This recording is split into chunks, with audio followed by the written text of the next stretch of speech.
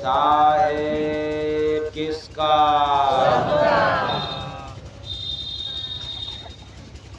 आज हम सब दल सागर प्रधान की बरेजी जनपद गाजीपुर में राम जी यादव जी के यहाँ अभय राज का जन्मदिन के उपलक्ष्य में हम लोग बड़े ही आस्था भाव के साथ रात्रि के वेला में अपना कीमती समय निकाल करके बैठे हुए।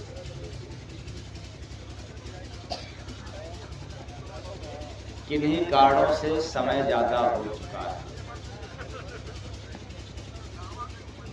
इसलिए अब बिना कुछ कहे अविलंब बढ़े कार्यक्रम की ओर और करें शुरुआत एक भजन के साथ। साहेब सबका भजन में लीन जो होगा वही भव पार जाएगा। भजन में लीन जो होगा वही भव पार जाएगा। सही है। भजन में लीन जो होगा वही भव पार जाएगा। भजन में लीन जो होगा वही भव पार जाएगा। रिश्ता है गुरु का जी उन्हीं का संग पाएगा। भजन में लीन जो होगा वही भव पार जाएगा। भजन में लीन जो होगा वही भव पार जाएगा। गुरु से प्रीत कर लेना, गुरु से प्रीत कर लेना। सिजदा सब चढ़ा देना, सिजदा सब चढ़ा देना। जानो हंस है भाई नाम का रंग छाएगा। भजन में लीन जो होगा वही भव पार जाएगा। भजन में लीन जो होगा वही भव पार जाएगा। गुरु को याद जो करते, गुरु को याद जो करते वही भव पार है चलते। वही भव पार है चलते। मिले सत्संग का गंगा गोता खुद लगाएगा। भजन में लीन जो होगा वही भव पार जाएगा। भजन में लीन जो होगा वही भव पार जाएगा। गुरु का दास जो बनते, गुरु का दास जो बनते उसी के घर प्रभु रहते, उसी के घर प्रभु रहते। जिनको एलर्जी होगा गुरु नाम से फिर से इसको याद कर लेना। वो क्या? गुरु का दास जो बनते, गुरु का दास जो बनते, उसी के घर प्रभु रहते, उसी के घर प्रभु रहते। पीता प्रेम का बूटी वही मन को हराएगा, भजन में लीन जो होगा वही भव पार जाएगा। भजन में लीन जो होगा वही भव पार जाएगा। बजता है मधुर बाजा, बजता है मधुर बाजा, सुना सो बन गया राजा, सुना सो बन गया राजा। मस्ती है बड़ी सस्ती, गुरु का गुण जो गाएगा, भजन में लीन जो होगा वही भव पार जाएगा। भजन में लीन जो होगा वही भव पार जाएगा। स्वामी जय गुरु बंदे, स्वामी जय गुरु बंदे, भजन से काटते फंदे, भजन से काटते फंदे। किया जो संत का भक्ति वही निज धन कमाएगा, भजन में लीन जो होगा वही भव पार जाएगा। भजन में लीन जो होगा वही भव पार जाएगा। रिश्ता है गुरु का जी, उन्हीं का संग पाएगा, भजन में लीन जो होगा वही भव पार जाएगा। भजन में लीन जो होगा वही भव पार जाएगा। साहेब सबका,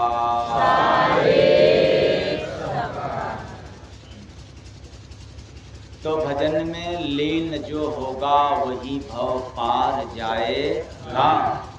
रिश्ता है गुरु का जीव, उन्हीं के संग,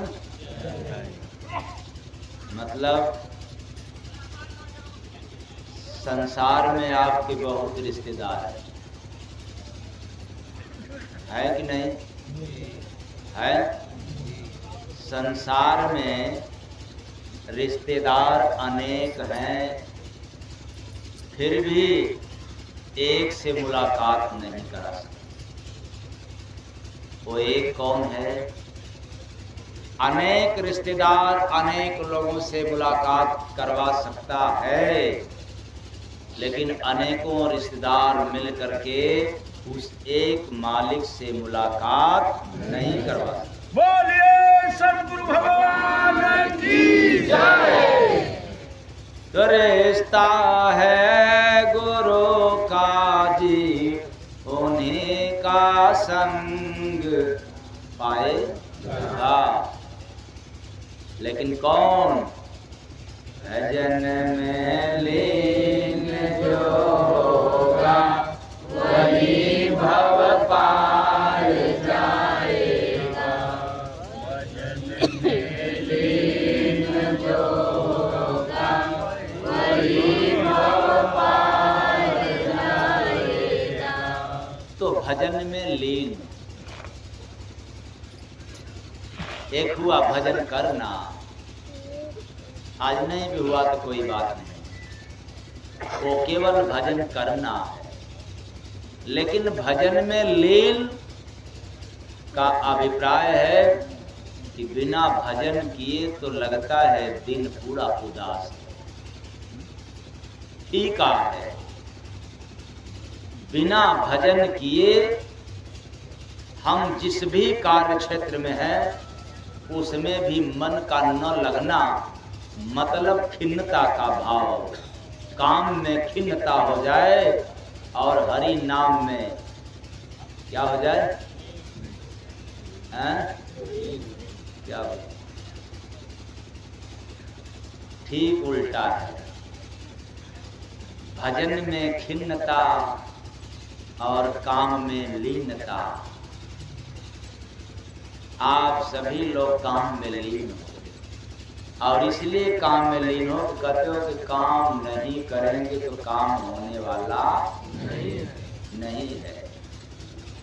पर काम किसके लिए करते हैं आप लोग? कहोगे परिवार के लिए, रिश्तेदार के लिए, बेटा बेटी के लिए, यही ना? तो मना कौन करता है? काम करो, लेकिन एक बात याद रखे कि काम तुम्हारे बेटा बेटी का नहीं है, तब किसका है? काम तो संसार का है। ऐसे कैसे हो जाएगा कि काम संसार का है? क्योंकि जो तुम काम करते हो वही संसार में सभी लोग करते हैं, इसलिए वो काम तेरा नहीं है। तो फिर तेरा काम क्या है? भजन में लीन, जोश में है, भजन में लीन जो होगा, कुछ लोग भोजन में लीन जो होगा, समझ गए, बेड़ा पार हो जाएगा। मतलब समझ लिया कि बस बस इसीलिए मानव देह मिला है। फिर खा लो पास्ता, खा लो चाउमीन, चाहे जितना बर्गर, इसीलिए तो मिला ही। सड़ा गला जितना है सब पका करके खा लो, बढ़िया है। विचार करना, भोजन में तो सारे लोग लीन हैं। भोजन में तो इस कदर लीन हो गए कि सेहत का भी ख्याल उतर गया। क्या खाने से तंदुरुस्ती रहेगी और क्या खाने से बिगड़ जाने वाला है, ये लोग भूल गए। क्यों कि जहाँ लीन हो गया वहाँ याद क्या रखना है? होना भी चाहिए ऐसा ही लीन। जैसे भोजन करने में आप लीन हो गए, यदि वैसे भजन करने में लीन हो जाए, फिर सोने में सुहागा हो जाए। बोल से बोलिए सद्गुरु भगवान की जय।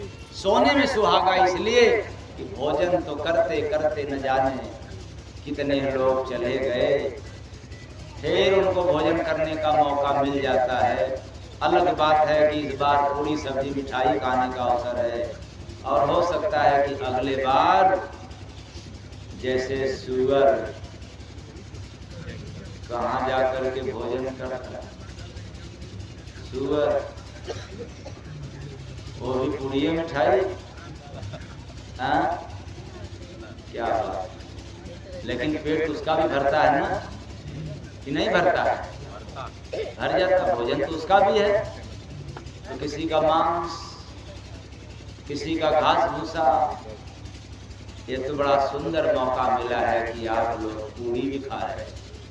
पूरी का नाम भी तो ले रहे हो, और कुत्ता के सामने पूरी रख दिया जाए, खा तो लेगा लेकिन पूरी नाम लिए लेगा नहीं।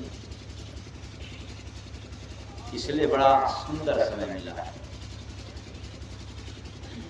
तो आप भोजन में लीन नहीं भी होंगे तो भी भोजन कर लेंगे। आप काम में लीन नहीं भी होंगे तो भी काम कर लेंगे। लेकिन याद रखना, भजन में लीन नहीं होंगे तो भजन होने वाला नहीं है। क्योंकि दुनिया का बड़ा नीरस काम है।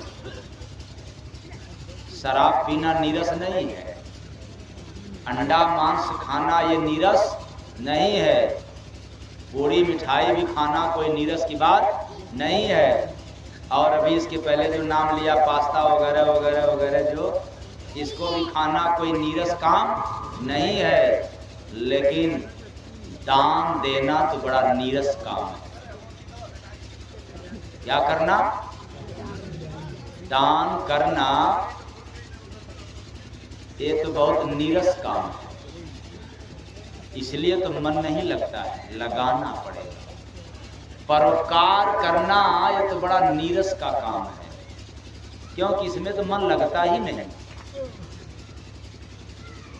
भक्ति भजन सत्संग में तो मन नहीं लगता, क्योंकि नीरस है, इसलिए इसमें लीन होना पड़ता है। क्या होना पड़ता है? आजकल के लोग बहुत साधारण भाषा में कह देते हैं कि मन नहीं लगता, मन नहीं करता।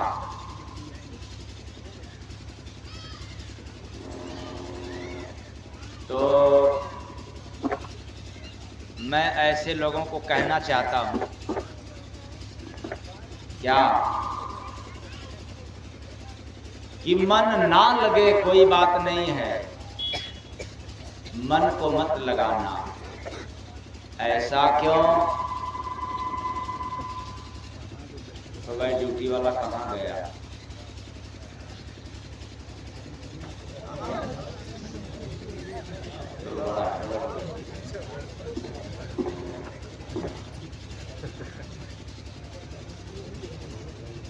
तो बात कहाँ था? मन नहीं लगना। हाँ, मन नहीं लगना। मन नहीं लगता, कोई बात नहीं, क्योंकि मन लगे तब काम करोगे। तो याद रखना, मन को काम नहीं करना होता, तब काम कौन करता है? मन काम करता है या तन? तन।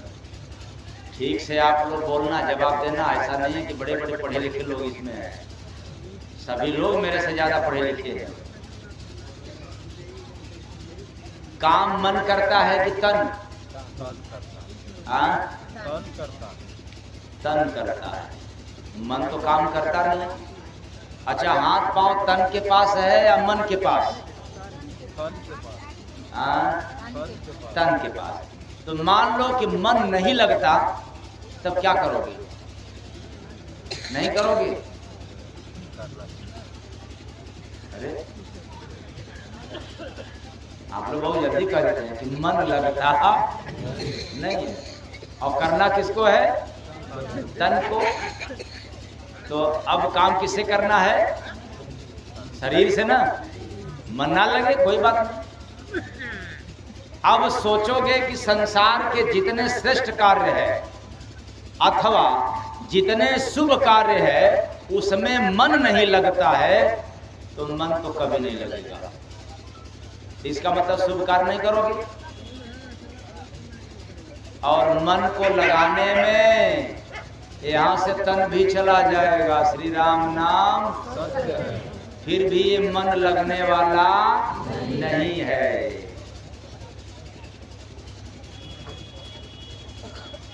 क्योंकि मन को लगाने में बड़े बड़े जोगी आए और चले गए, लेकिन मन लगा नहीं। तब कैसे होगा? तन को लगा देना। किसको लगा देना? अच्छा, किसी का मदद करना है तो मन से करोगे कि तन से? दान देना है तो मन से करोगे कि तन से? तो फिर मन को छोड़ो ना। क्यों मन के चंगुल में हो, मन का गुलाम बने हो? इतने बड़े ज्ञानी हो करके और मन का गुलाम। इसलिए आज से मन को छोड़ देना है। क्यों? क्योंकि दुनिया का जितना भी अच्छा कार्य, या यूं ही मान के चलना है कि जो भी वेद में, पुराण में, शास्त्र में और हमारे पूर्व में संत महात्माओं ने कह करके बतला करके चला गया, वह काम को मन करने नहीं देगा। इसलिए मन को छोड़ दो, तन से करो। तो फिर कहोगे कि कबीर साहब ने क्या कहा, मन न रंगाए रंगाए जोगी, तो मन तो रंगा ही नहीं, तो तन को रंगाने से क्या फायदा। तो कबीर साहब की वाणी को एक शब्द पर उत्तर लगाना, ये तो बहुत बड़ी, बहुत भारी बेवकूफी है। वो कैसे बेवकूफी है? क्योंकि कबीर साहब ने जो बात बोला वो बिना पढ़े लिखे का, और आज हम लोग उनकी बात को पढ़ लिख कर के अर्थ लगाते हैं कि बिना पढ़े। तो ये जितने पढ़े लिखे हैं एक भी कबीर के वाणी का अर्थ नहीं बतला सकते। जैसे अभी अभी सुने हैं ना, एक कबीर साहब की उल्टी बात,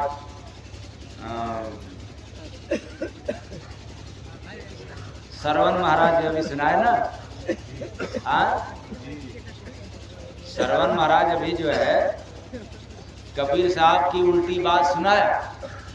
एक भजन पूरा, क्या है, अगिया लाग गई भारी गगन में, है अगिया लाग गई भारी गगन में। अब आप कहोगे क्या कबीरा जो है पढ़े लिखे कहेंगे कि गगन में आग लग गई, वो भी भारी। आग तो गगन में लगता ही नहीं, तब कहाँ लगता है भाई? वो तो जहाँ घास फूस होगा, जहाँ संसार होगा, वहां नहीं आग लगेगा कि गगन में आग लगेगा।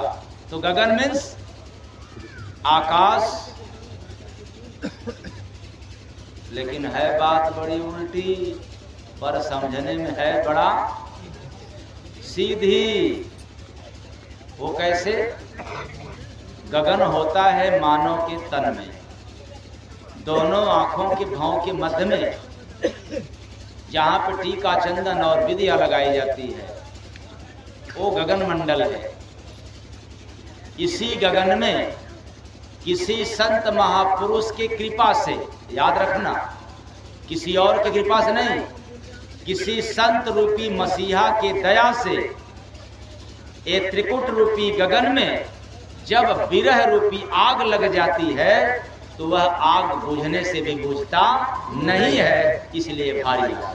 बोलिए सतगुरु भगवान की जय। संसार में आग कितना भी लग जाए, इसको बुझाया जा सकता है यंत्र तंत्र के माध्यम से, लेकिन विरह रूपी आग जब त्रिकुट रूपी गगन में संत रूपी मसीहा की दया से लग जाता है, तो ता उम्र ये बुझता नहीं है। इसलिए कबीर की वाणी ये हम पढ़े लिखों के बस की बात नहीं है। आई बात समझ में? है अगिया लाग गई भारी गगन में, भारी है, ये कभी नहीं बुझने वाला है। तो इसलिए कबीर साहब के बात को तुरंत मत कह देना कि वो तो कहे हैं कि मन न रंगाए रंगाए जोगी कपड़ा। अर्थ लगाना चाहोगे तो बहुत दूसरे तरफ भागेगा। ये आप लोगों की बस की बात नहीं है। तो मतलब क्या हुआ? मन ना लगे कोई बात नहीं, लेकिन बुद्धि तो है आपके पास कि केवल मन ही है। सबके पास केवल मन है, बुद्धि नहीं है, या मन भी है बुद्धि भी है? बुद्धि भी है। शाबाश, समझ रहे हो धीरे धीरे आप लोग। तो सबके पास मन है, बुद्धि है, चित्त नहीं है। अच्छा, चित्त भी है, मतलब दिमाग नहीं है कि है? तो फिर एक मन का गुलाम क्यों बन गया? एक मन संसार को नचा रहा है, और सारे लोग कहते हैं मन नहीं लगता, मन नहीं करता। अरे जरा बुद्धि से सोचो, दिमाग लगाओ कि न मन को करना है तो मन को लगना है। तो फिर करना किसको है? तन को। और लगना किसको है? तन को। अगर तन को भी लगा दिया तो मन गुलाम हो जाएगा तुम्हारे तन का। तब जब शरीर को लगा दोगे तो लगाते हुए आप लोग नहीं, सब कायर हैं। क्या कहते हैं? कहते हैं कि मन तो लगता, क्या करे मन में नहीं लगता। तो भजन में